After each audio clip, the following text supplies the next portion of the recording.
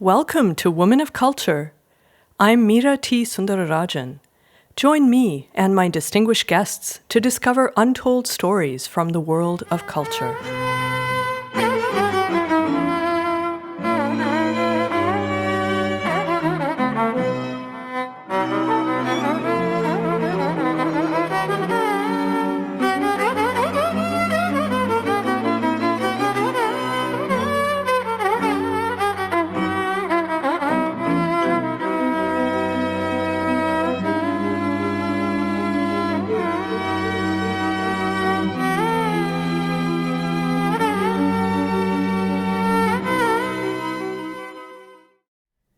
During the pandemic, something unexpected happened to me. I fell in love. Not with a person, but with music, with the astonishing, seductive, enchanting, weird, and endlessly fascinating sound world of the music of Alexander Skryabin. Scriabin was a composer from Russia who lived from 1871 to 1915. He is undoubtedly one of music's great innovators. He's also one of the most misunderstood and maligned composers in the history of classical music. Since his death in 1915, Scriabin has become a highly controversial figure in the history of classical music, especially as seen from the West.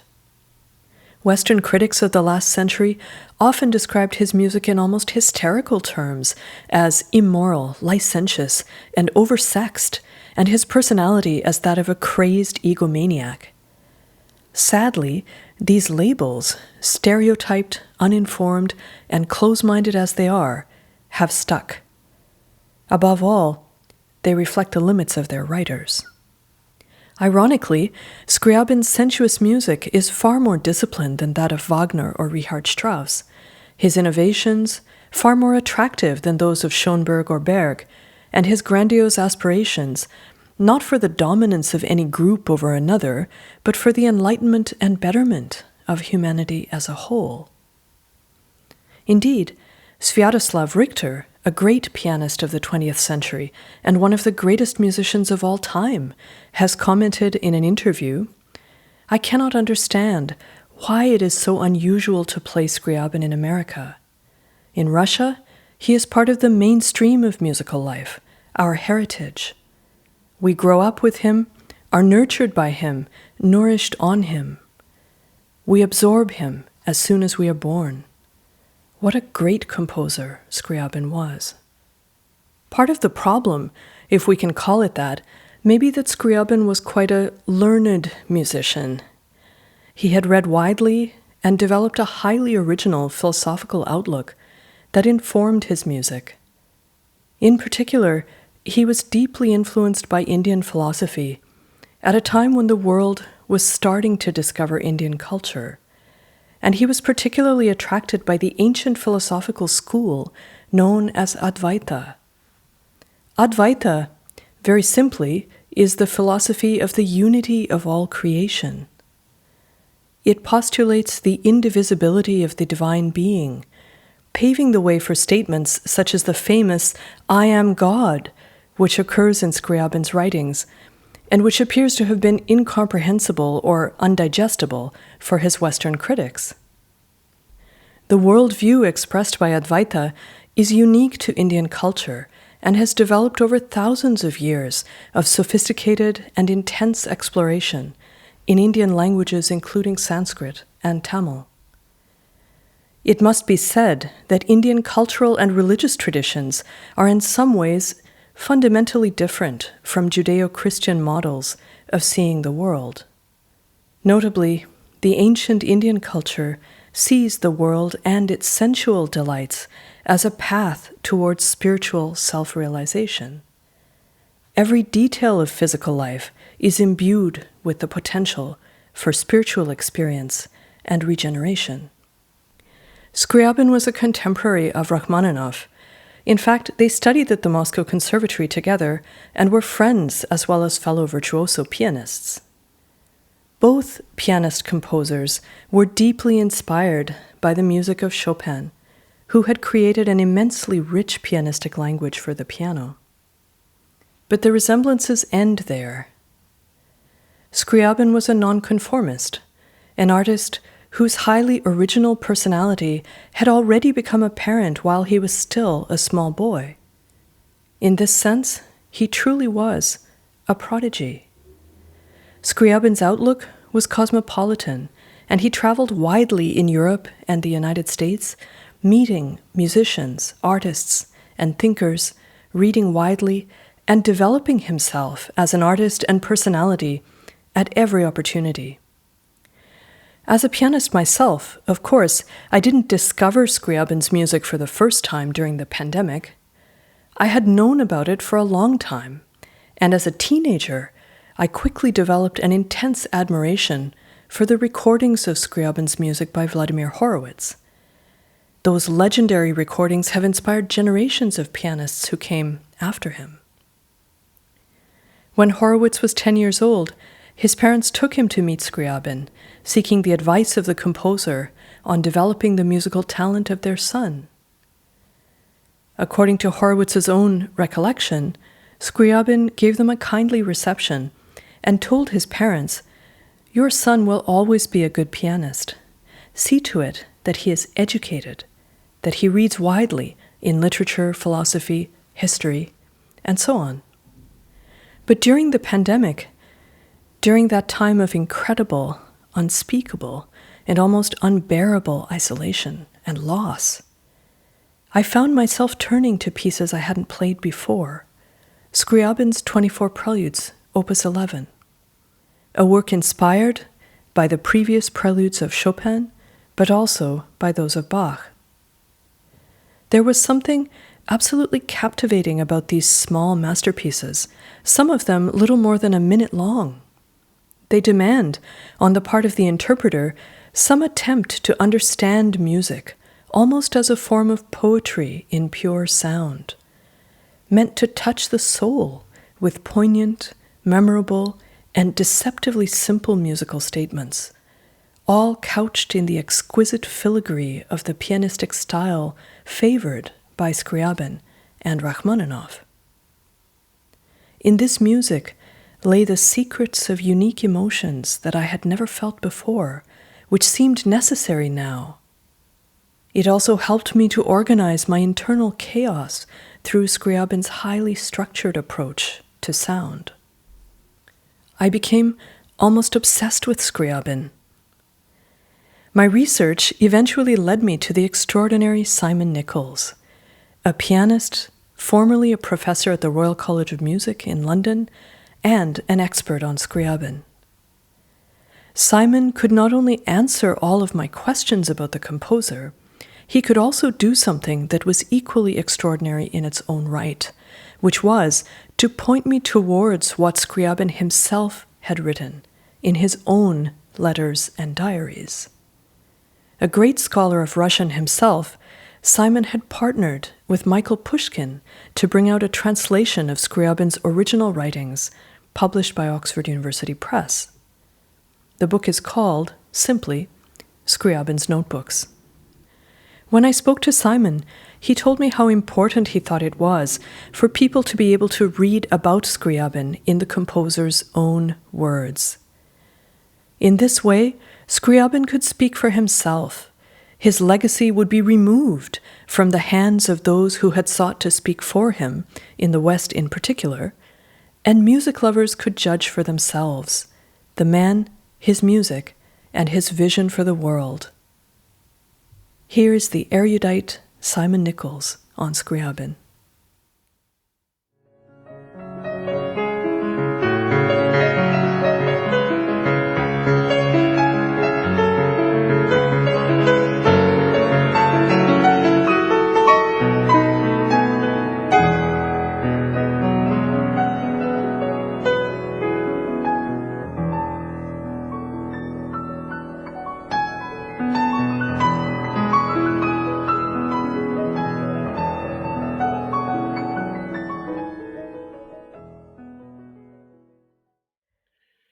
Well, to introduce myself, my name is Simon Nicholls.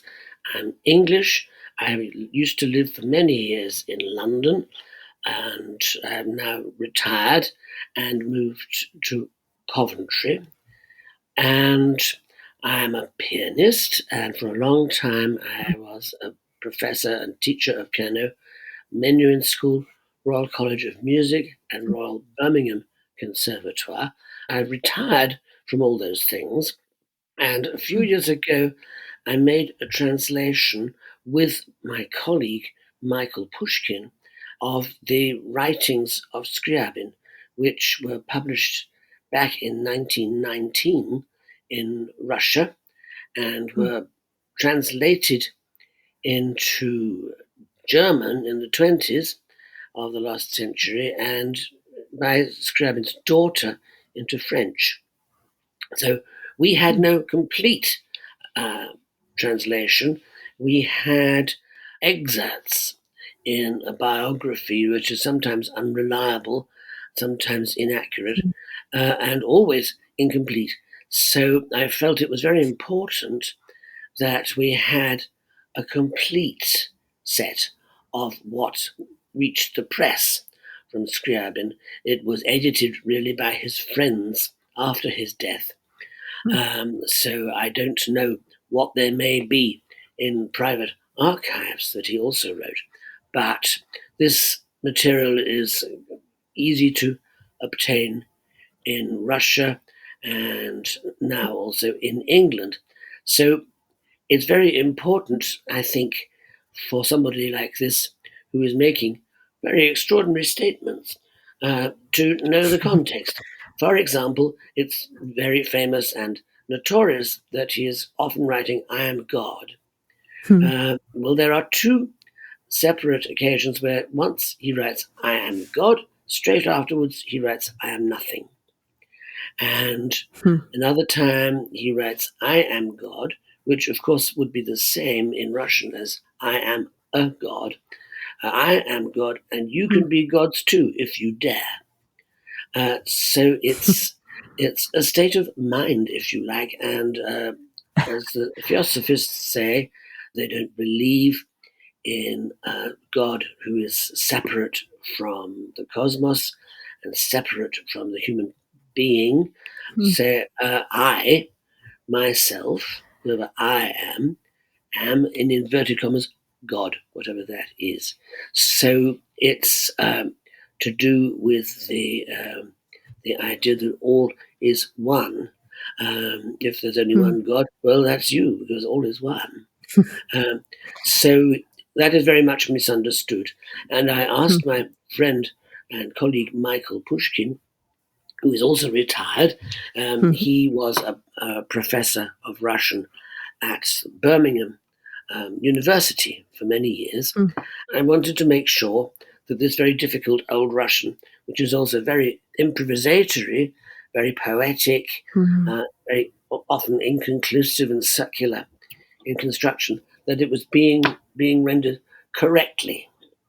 And I'm glad to say that quite a few Russian people have endorsed our translation, which is very good. So I felt that if we are arguing about this extraordinary personality, this unique composer, who was also a mystic, we needed to have something authentic to talk about from, to build our arguments on.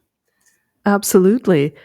You mentioned what was Scriabin's reputation like when he was alive. And he was a controversial figure, even simply as a piano player. Many people valued his way of playing, which was very, very free and imaginative. He was capable of making very beautiful colors and playing extremely delicately. Some other people just said there's not enough sound. His own first wife thought that he distorted his own music.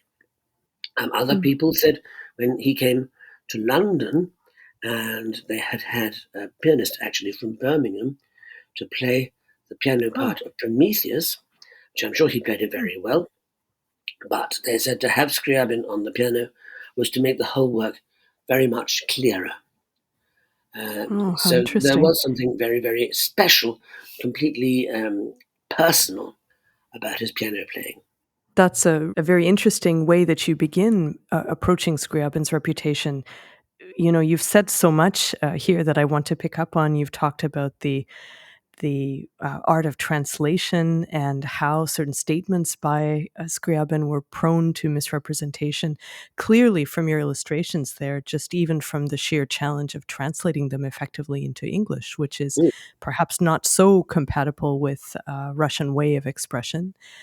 So yes, we'll come back to all of those points. We'll come back to theosophy as well, but I think you've now started us on a very interesting route down the whole question of reputation, and I yes, you've actually gone somewhere where I didn't expect you to go right away, which is wonderful. Wonderful when that happens.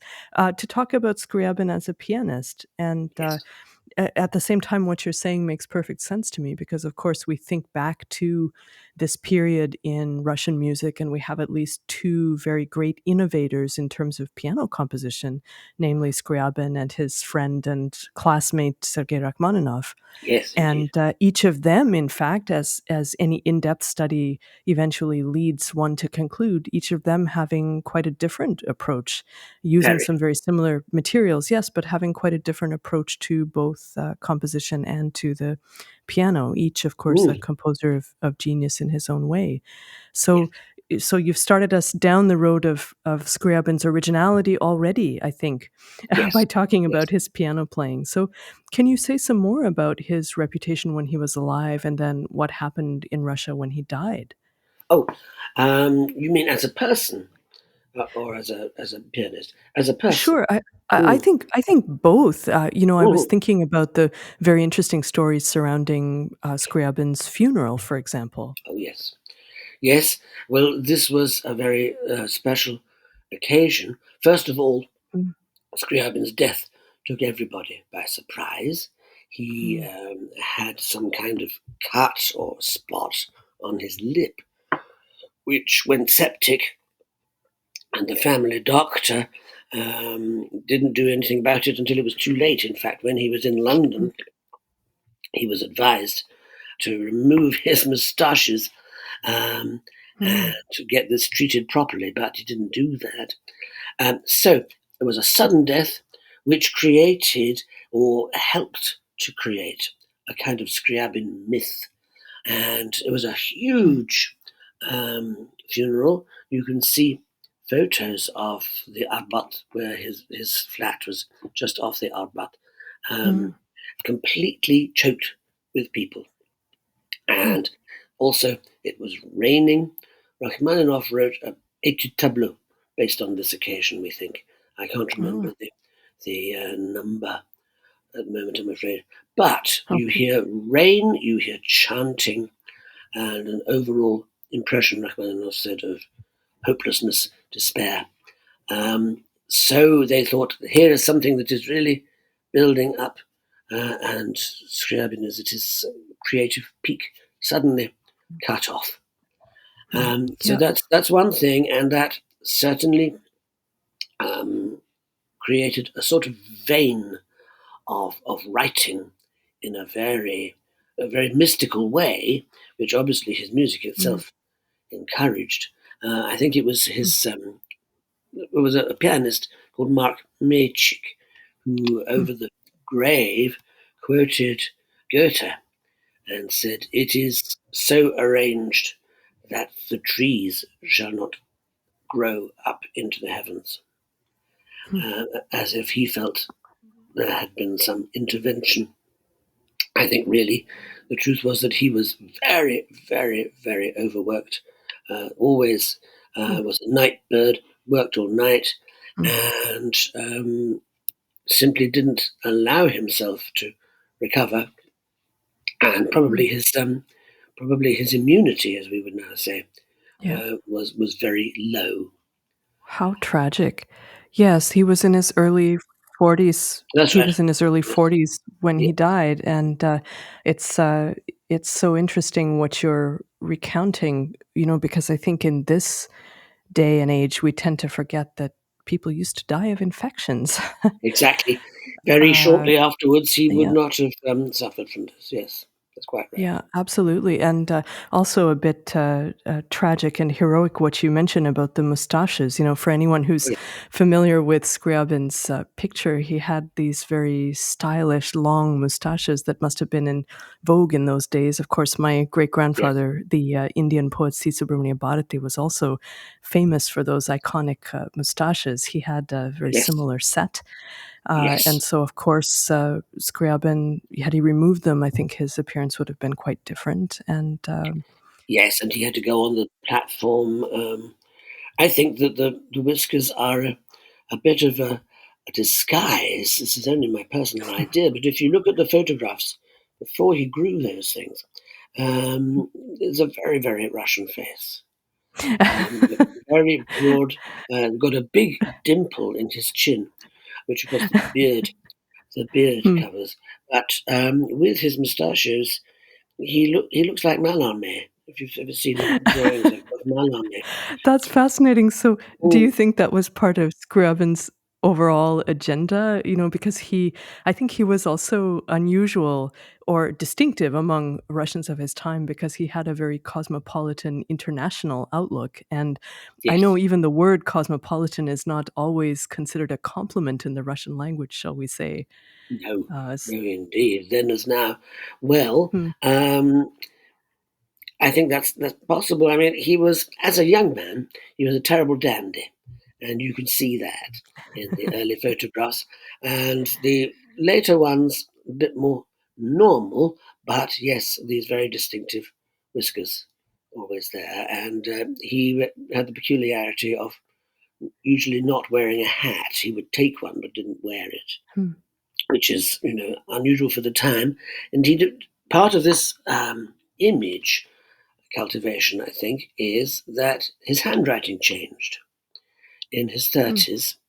He suddenly developed, that you'll have seen it, no doubt, the very hmm, elongated script that he developed. hmm. It's on the manuscripts, but also in his letters. And Russian friend of mine called it his prancing handwriting. So there Absolutely. again, yes, yes, there again, he is building an image. But there was another Hmm, difficulty in society because he was living with Tatiana Schlatzer, to whom he was hmm, not married, hmm, and he couldn't get a divorce from his wife, sometimes say first wife Vera, um, hmm, who was very orthodox, very pious, and thought it was not a possible thing to do. hmm, So Scriabin himself said, "This is a sort of an entry ticket to society. This this marriage certificate," and hmm, he was very, let's say, loyal to Tatiana. If people didn't accept Tatiana, he cut off relations with them. He was never a good hmm, negotiator, um, hmm, and so he was a scandalous personality in that respect for the Tsarist Russians. Of course, hmm, amongst the poets and literati and so on that he preferred the company of, there was a lot more of that sort of thing. But I think musicians hmm. often have been we're often quite conservative, narrow, boring people, and we just practice the instrument, Absolutely. Actually, I haven't heard musicians described in that way, so that's quite an No, interesting that's quite an interesting perspective in comparison to other artists. well, there, But of course, there's a whole spectrum of it, but yeah. you see, he was of the two big musical centres. Also, he was in the more conservative one Mm, because the leader of music in St. Petersburg was Rimsky-Korsakov, who was an innovator, a great teacher, amazing composer. And mm, in Moscow, it was Taneyev, Sergei Taneyev, who was also a great teacher, a great personality, very, very orthodox, very conservative, a great knower of old music. incredible scholar. And so he was completely opposed to all of Scriabin's later music. Hmm. And, well, there was a lot of support for Scriabin in Moscow, but those things create a climate. If this is the most famous musician in Moscow, and he thinks the piece is just like being beaten with sticks, as he put it, after the Oh poem of my. Ecstasy. Hmm. You Isn't see that what I mean? something? It's a Yeah. controversial figure, as modern music is now. If Yeah. it's going to be something, it should create at least a reaction one way or another. Yeah, absolutely. And I think you've so you've highlighted so well this aspect of Scriabin that's so fundamental to his personality. I can see as you're talking, which is his non-conformism, for lack of a Hmm. better way of putting it, Hmm. his originality as a personality. Yes, And it's fascinating to think that at that time he managed, in spite of that, because of it and in spite of it, to establish a place for himself in that ultra conservative musical universe that you're describing. But of yes, course, with these innovators and visionaries, I think it's very important that time needs to go by so that we're actually able to have a better appreciation of their work and perspective. And yes.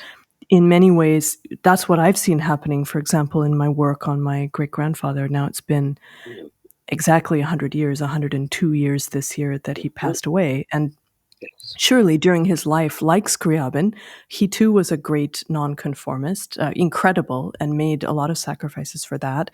And his work also was recognized by a coterie of people who were knowledgeable about that and other mm, visionaries who understood the importance and the value of it, just as in yes, Scriabin's case. But it's only now, really, with 100 years in between, that we're able to appreciate at a more refined and also comprehensive level the kind of work that yes. was being done back then and the kind of legacy that these people have left for future generations.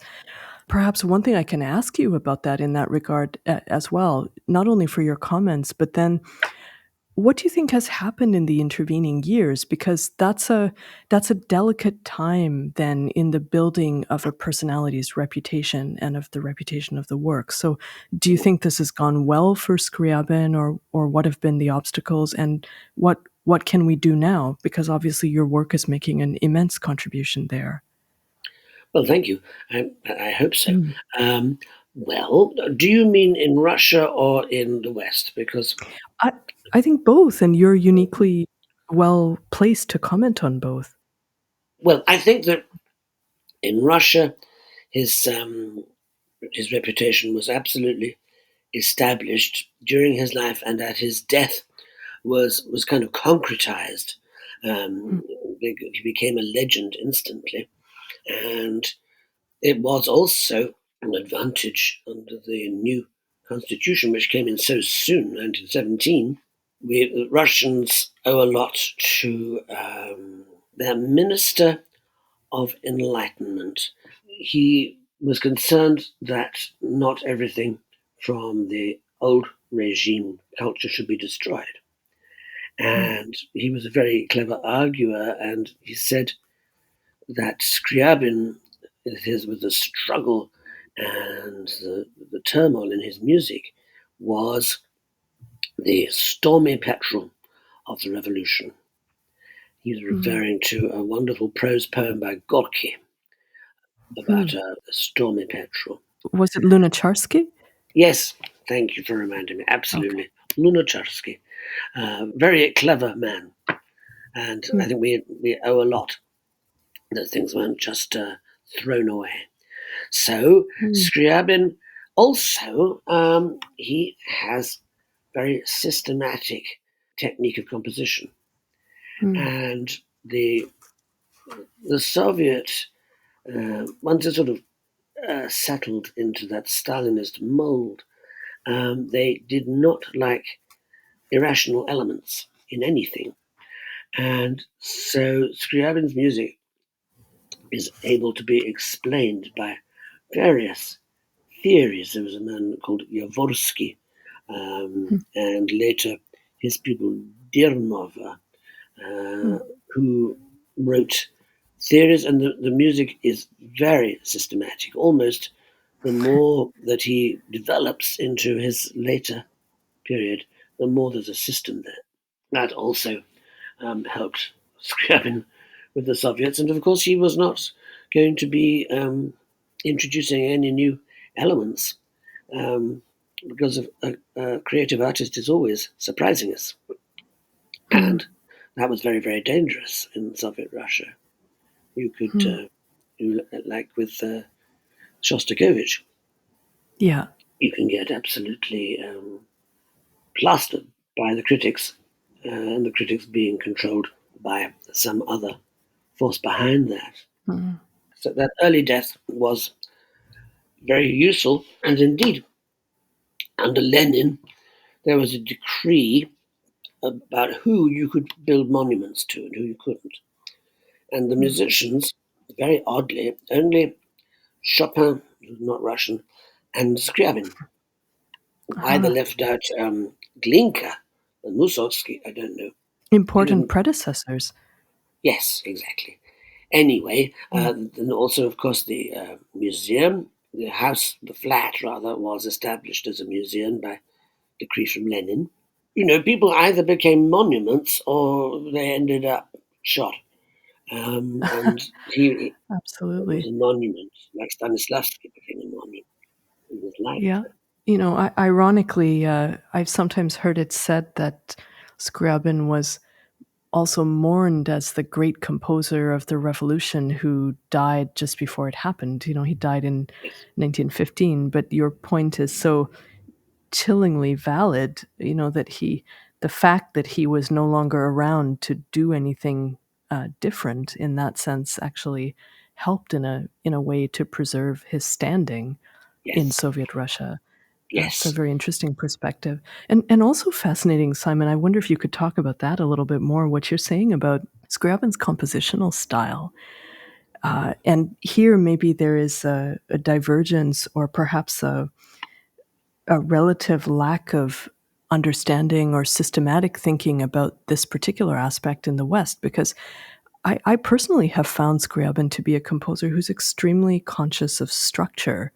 Yes, And I yes, think, quite right. yes, and thank you. It's wonderful to have that endorsed with your expertise, and I appreciate how you describe his method of composition as being so systematic, and of course the genius plays in there in a number of ways. Why does he get a particular idea that he works on? Why does he choose a particular idea, or why does he choose a particular direction for his compositions? Those questions are perhaps ultimately unanswerable. But on the other hand, the method of composition and the importance of structure is something that, as a pianist myself, who having worked on Scriabin's compositions, this is something that I've come to see very, very clearly.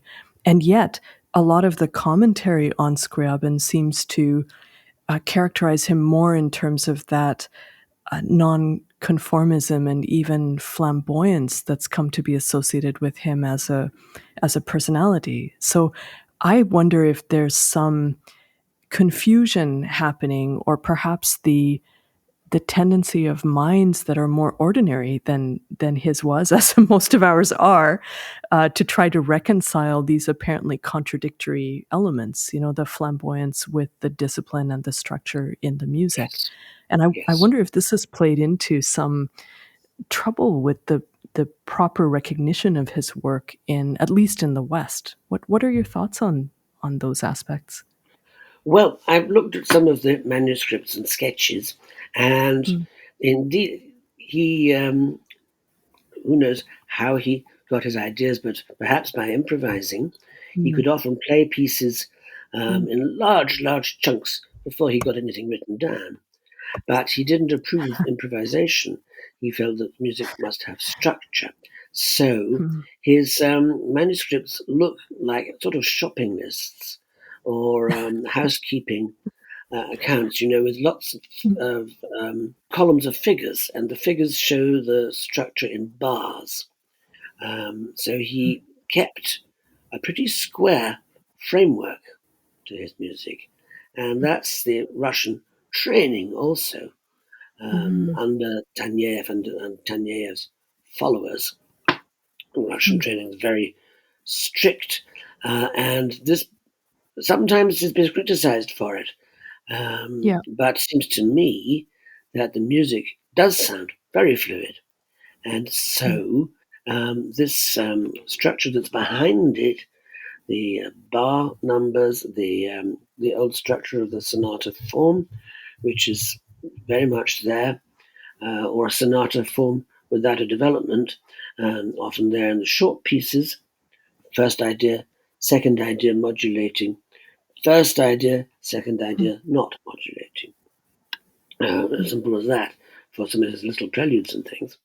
So I think both parts are very important, very much essential to the music.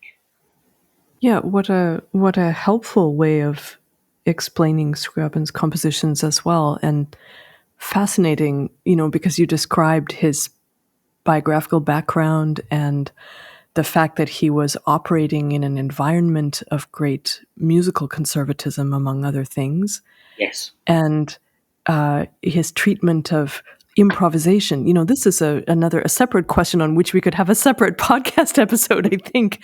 But Yes. you've already made several very, very interesting references to improvisation, because this is, I think, something that plagues a lot of classical musicians, this sort of nagging sense that spontaneity and improvisation must play a role in any musical experience, and where does it come into our tradition at this point in time? And Yes.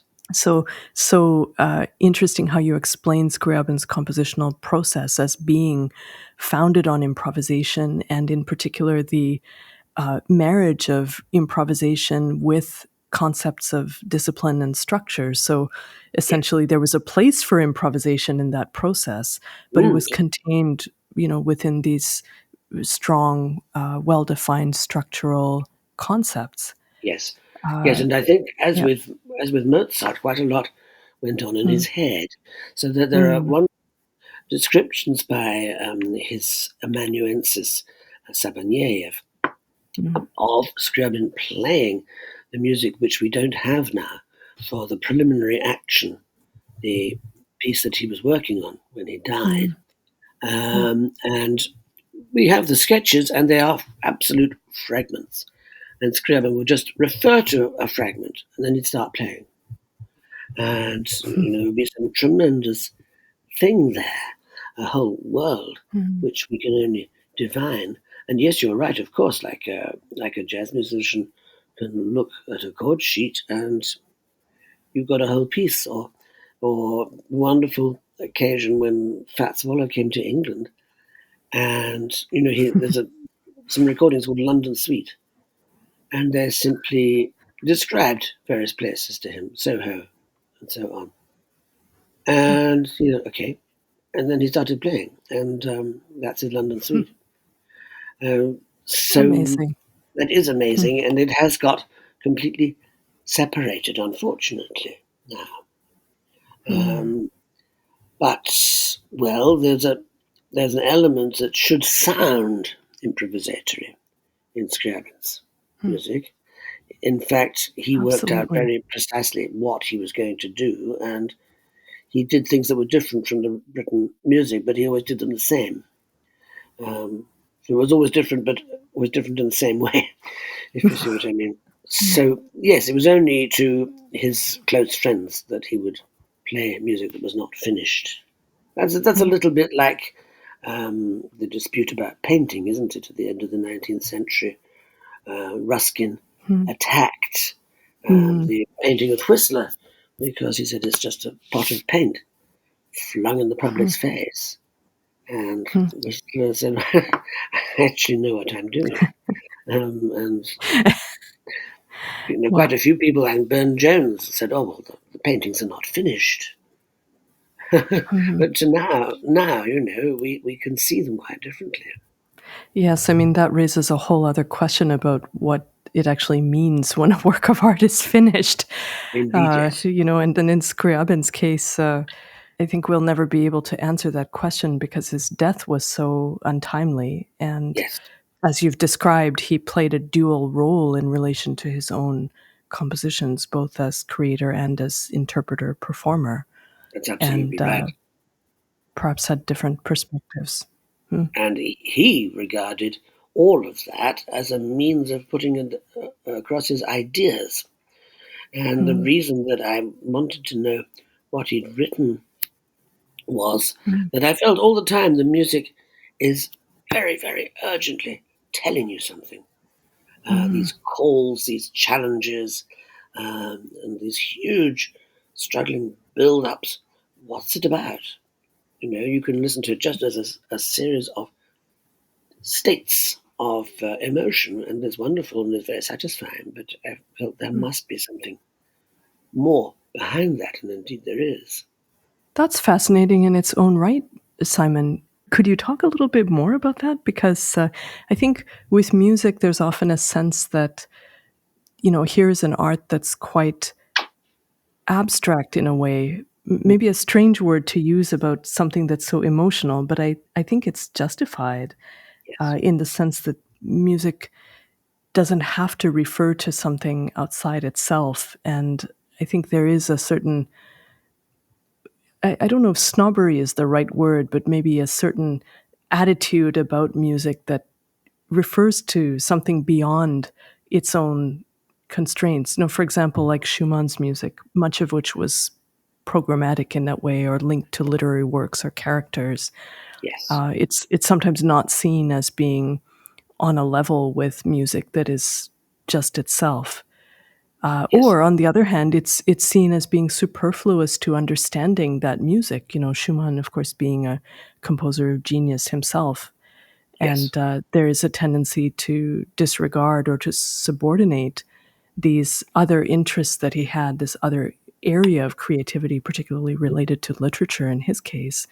yes. So it's extremely interesting to hear you make those comments about Scriabin. I'd like to know more about what you're saying there. Are you saying something about the quality of Scriabin's compositions or something about him as an artist? Is this something that helps us to understand his music as people who play it and listen to it? What are your Well, thoughts? quite a lot of thoughts. But I first should of think all, so. Scriabin absolutely adored the music of Schumann. And as a Yes. child, Mm. he played with the Papillon, and that Mm. last page, which is very descriptive, with the toning of the clock, chiming of the clock, and the Yeah. little flute calls which disappear. He played some wrong notes, and his aunt said, "Oh, my Sasha was making a mess there." And some musician listening said, there could be not one right note on the page, and you'd know that you were listening to a genius. And when he was teaching in the conservatoire, somebody brought the Davidsbündler Tänze, Mm. which do have a lot of text with them, which is often not there in later editions or later versions. Ah. And he adored those and played it all straight through. And then I think he played it all straight through again. Hmm. Um, and so this was a great inspiration to him. And the idea of external concepts being expressed in the music goes back to when he was a teenager. There's an unfinished ballad, and it's like Zati, there's text written over the staves. So in Mm. between the staves, text. Is the player supposed to read that? Is the player supposed to read it out?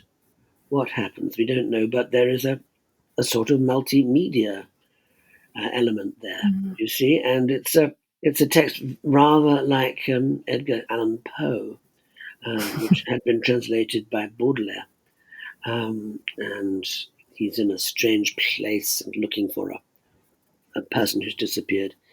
Anyway, it's very Mm. gothic in this atmosphere. Mm. So that's an Mm. early example. As you know, we have all these extra annotations in the music later, which didn't always work for him. There's one Mm. in the divine poem, a phrase which is marked monstrueux, terrifiant, monstrous, and terrifying. And Ernest Newman, the English critic, very down to earth, said it's no more monstrous and terrifying than a little white mouse. But there was a great impulse there to try and get something across to people, and there is a program for that work, as there is for the fourth sonata. Fourth sonata perhaps is the beginning of Yeah. that, and the fifth sonata, there he does something radical with the form because he wants to express some new thing, and I think it may be to do with theosophy. You know how theosophy has a very strong progressive element, and so Yeah. things come around, they come around, and they come around at a higher plane, and so on. And so that's what the music does. Every time it comes back, it's in a higher key than before. So the form of it is like a circle, but it's like a helix actually going up.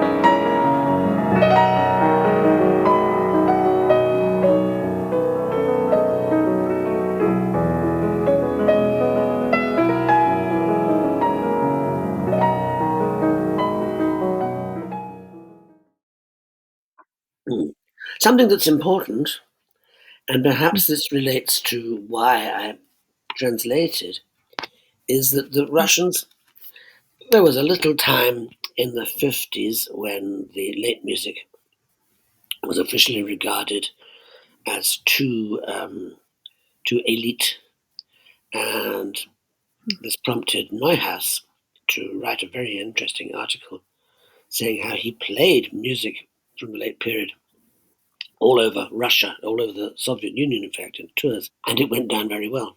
But the Russians it's part of their line. So many things, so many concepts in Scriabin are derived from Russian ideas, from the idea of all oneness, все единство, which is rather different, I think, from the Indian idea of Advati, things like this, and the fact that the Russian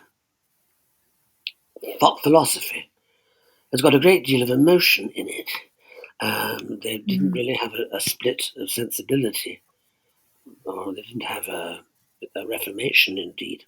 So, figure like Solovyov, very, very philosophical, but also very emotional and believing in the power of love and deriving from his inner consciousness, really, the traditional figure of Sophia, who is an incarnation or a personification of wisdom, as in Theosophia.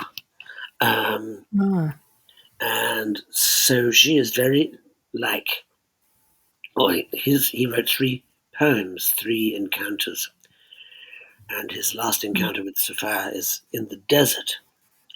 And in Scriabin's prefatory act, the hero, if there is a hero, meets a figure called Sister Death. And she is certainly derived from Sophia. So you see, they always have a handle on Scriabin's ideas. And when the Soviet Union collapsed, all the mystical books came onto the shelves very quickly. And when I went a few years after the collapse, the shelves were full of all the weirdest ideas that you can possibly imagine. Everything of Blavatsky, and all kinds of other Western ideas. So they're very open to mystical ideas. It's very interesting and also a bit ironic in a way that Yes. Scriabin was known as being a composer of, not only a composer, but a thinker of great international outlook, and he traveled quite widely, and Indeed, yes.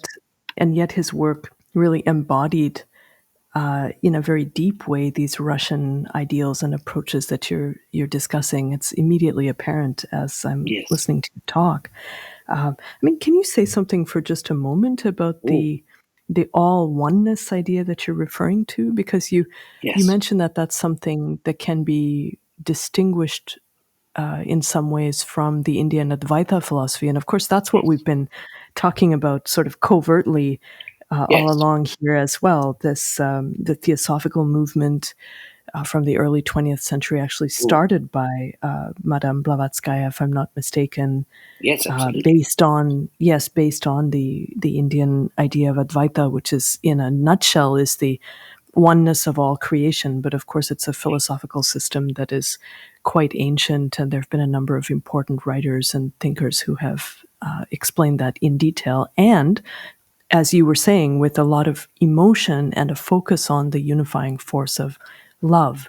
Definitely Yes. the heart of my great grandfather's poetry and his philosophical approaches as well, C. Subramanian Bharati. So, can you talk a little bit about all oneness in the Russian system and how that relates to Advaita, or how we can understand it with Advaita as one of our reference points? I will try to.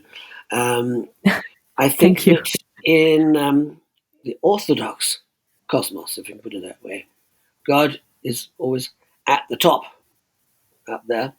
Um, but it is different from the certainly the Protestant conception, and I think also from the Catholic conception, in that you can become, with the right interventions and the right disciplines, absolutely one with God. You can be divinified, if that's a possible word to have. Mm, Bogo человечества, God, God manhoodness, as mm, Solomon put it. mm. So this oneness with God is possible in the Orthodox faith. Terribly interesting. You'll remember the great icons by Rublev of the Oh, Trinity. yeah, And the yeah. Trinity in Anglican, well, I don't think we do it much in Anglican things, but um, we would think of the persons of the Trinity as God the Father, old man, white beard, God the Son, sitting next to him, Jesus, and the Holy Ghost, somewhere conveniently perched, is a dove or a pigeon. Now, Mm. the icons by the Russian icon painters that I mentioned were they paint the Trinity as three angels, all the same. Ah, And huh. I've often puzzled about this. And I read a thing by the brother of the philosopher who was Scriabin's mentor as a young man, and that is Trubetskoy. And Mm, he said, from all those icons, out comes the cry, be ye one as are we. mm, So it's emphasizing the oneness of the Trinity rather than the diversity of it. mm. Does that make sense to you? Extraordinary. Yes, it certainly does. And it's a very uh, beautiful cultural adaptation of a universal idea, if I can put it that way. Yes, that's very And elegantly put. so Yes. simply extraordinary. Mm. And I think that does take me back to the question that I asked you a few minutes ago, though, which I'd love to hear you answer explicitly. You've already made a number of comments on it, which is just, what does this broader cultural perspective mean for us when we approach Scriabin's music and his legacy? How should it influence us?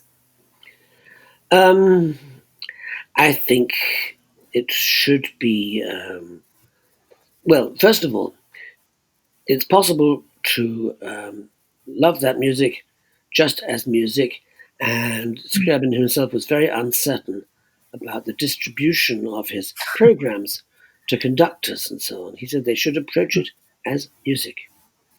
But I think if you are drawn to find out more, then one should go to Scriabin himself and not to some of the commentators who are often a bit off the rails. But to look at his own comments on his music, where he said it has to be one link in a meaningful chain. And he said it was just boring to write just music. That was his opinion. But then I think when you listen, you just listen. There's a famous recording of Berg's Wozzeck, and it had a fill upside with a long essay by Boulez, where he explained all the classical and Baroque forms, all the structure, and he's now just go and listen to the piece. Forget about all that. Do you see, if you have gone through studying those things, and if you really do understand the French of the markings, which are very important, but it's surprising, you see, what people don't understand. Quite a distinguished Russian pianist said, "Oh, there's this marking in Vers la Flamme which says avec une joie naissante." This is like a joy of being born. And of course, it's not that at all. It's a joy which is in the process of being born. Do you see what I mean? So Absolutely. They make a real problem out of it. Yeah. The one that I like very much in the Seventh Sonata, and wonderful build up to the recapitulation is it says "comme des éclairs," which means, of course, lightning bolts. Lightning bolts. Yeah. Yes, but of course, it also sounds like those very nice chocolate and cream things. Very, very nice culinary compliment as well. That's right. Well, I think that takes us then squarely back to this wonderful work that you've done. You know, I'm just reaching for adjectives and superlatives to describe this book, the translation of the Notebooks, which I haven't read in full simply because it is so unbelievably interesting. You know, the few hundred pages that you have there, I tend to get stuck on one or two pages, and then weeks or months seem to go by. But you mentioned that a lot of the commentary about Scriabin then in the past century has been off the rails, I think was the expression that you used, which is wonderful. So where do you think that has taken us? I mean, what is Scriabin's reputation today? Sort of, I guess we're speaking then about worldwide because now things are operating on a global stage. And Yes. Obviously, from my point of view, the work that you've done is at least one of the important objectives there is going to be to offset and try to bring some of these things back to a meaningful center and on the rails. So Yes. can you talk a little bit about those issues and tell us how you see your work in the evolution of this legacy? Oh, I would. Yes, I think that you see in England we had a very old writer, Eaglefield Hull. It was very good. It was a slightly funny old style, but reliable.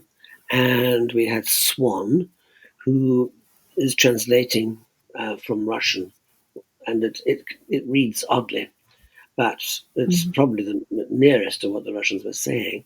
Then many years later, there's a book which is still in print, which is very, very unreliable and very difficult to deal with because, well, the Russians told me that this writer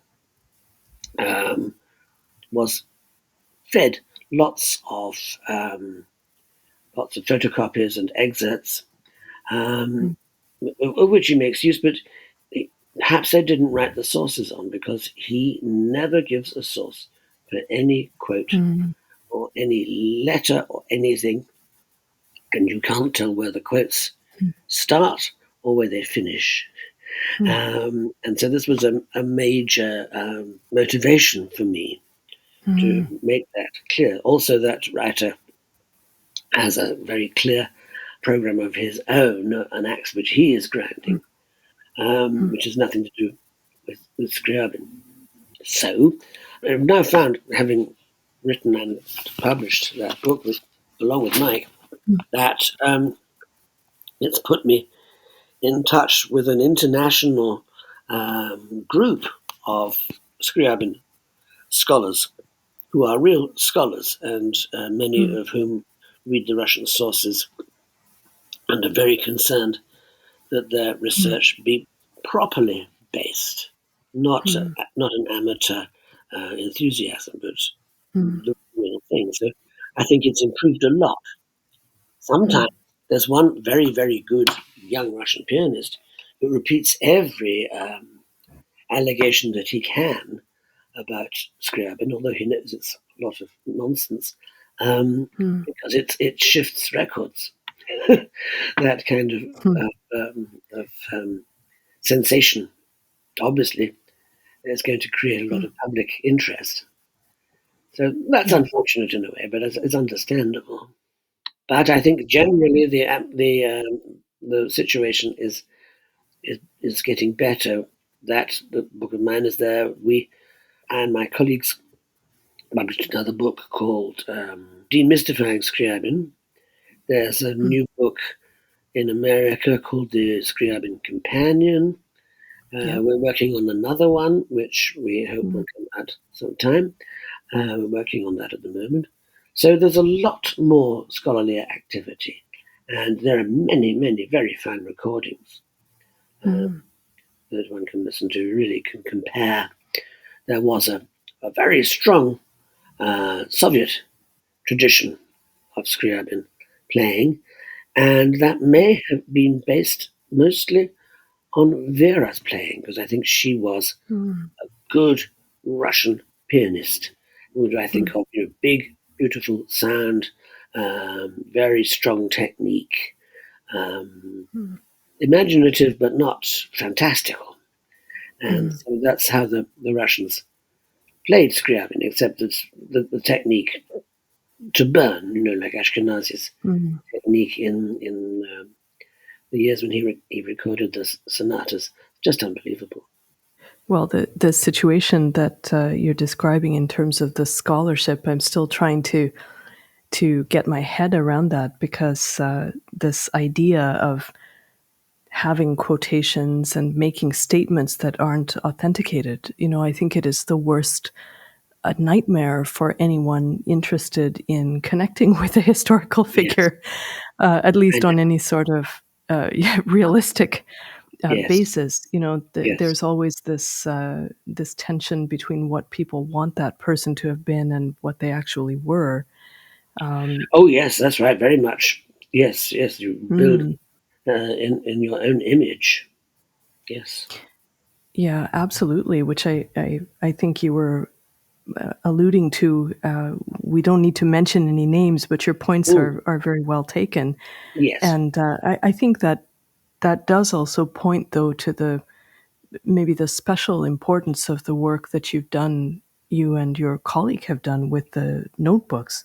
Yes. Of course, these other books that are forthcoming and so on are going to be extremely valuable and exciting additions to our knowledge as well. But there is something, and you've said to me in the past as well, that there is something about making Scriabin's own words available in a reliable translation. Yes, I think that just seems key. Such an important basis for all kinds of interpretation. Yeah, and it's a very democratic approach too, I find, because here you are having a certain level of detachment, indeed, from the subject, just as you're passionately involved in his writing and his ideas, and you're giving that to the public, and obviously just making such a supreme effort to use the best of your skills and give the best of yourselves in creating that product. Again, we could have a separate episode on the art of translation, and oh yes, you know, you had given a couple of examples already that were so illustrative of just what's involved there. And so I think there is this democratic function that you're having. You're putting Scriabin's own words as closely as you possibly can in front of the public and saying, here, That's right. listen for yourselves, judge for yourselves. Yes. And that seems to me to be a uniquely valuable contribution that you're making. I hope so. Yes. For example, the word langa. Mm. Very different kinds of langas. In England, it's sort of 5 o'clock tea and Noel Coward in his silk dressing gown. That's langa. And Understood.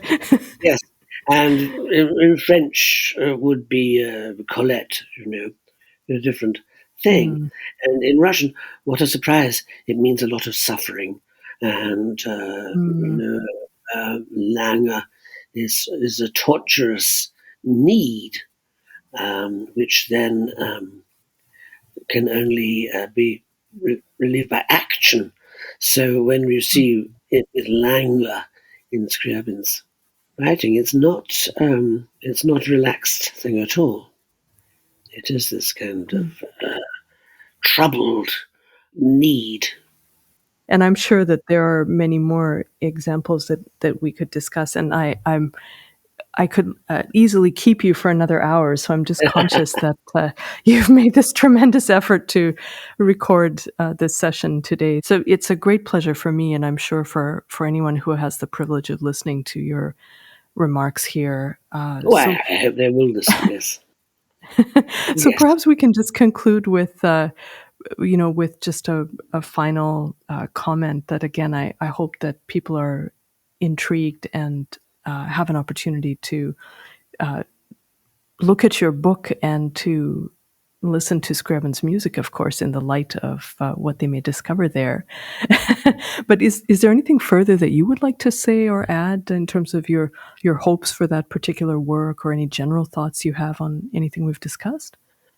Not really, but I would like to thank you for giving me a platform to promote this great figure, this great artist.